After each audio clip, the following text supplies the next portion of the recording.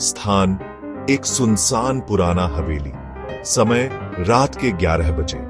धीरज एक जिज्ञासु युवा पत्रकार अपने कैमरे और रिकॉर्डर के साथ उस हवेली में पहुंचा जिसे लोग शापित चौबारा कहते थे।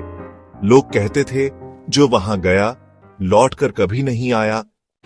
धीरज दरवाजा धकेलता है, ची ची। दरवाजा अपने आप खुलता है। डीही राज वीओ, इतना पुराना फिर भी खुला हुआ। अजीब है। भीतर अंधेरा था। उसने टॉर्च जलाया। दीवारों पर अजीब से निशान थे, जैसे किसी ने खून से बनाए हो। वो आगे बढ़ा। एक तस्वीर दीवार पर लटकी थी।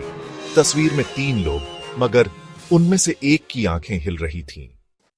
धीरज घबरा गया, पर साहस दिखाकर उसने तस्वीर के पीछे देखा। एक पुराना नोट, ओल्ड नोट वीओ। हर ताले की एक चाबी होती है, पर आखिरी ताले की कीमत तुम्हें खुद चुकानी होगी। तभी एक जोरदार आवाज, धड़ाम।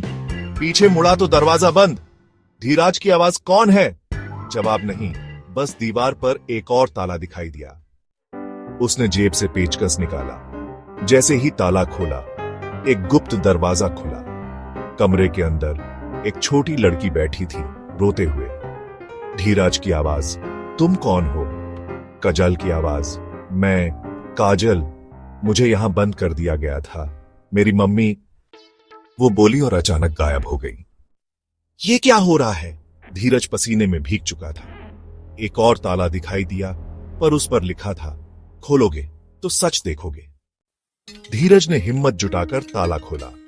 इस बार एक और दरवाजा, उसके पीछे एक पुरानी डायरी। डायरी में था, जो ये पढ़ रहा है वो जान ले, मैं ही धीरज हूं और मैं अब यहां फंस चुका हूं। क्या ये डायरी मेरी ही है? तभी पीछे से वही आवाज, तुम्हें बताया था आखिरी ताले की कीमत तुम्हारी पहचान है। अब उसके सामने एक आईना था, उसमें उसका चेहरा, लेकिन अजीब, चेहरे पर वही निशान थे जो तस्वीर में थे। वो चिल्लाया, पर आवाज नहीं निकली।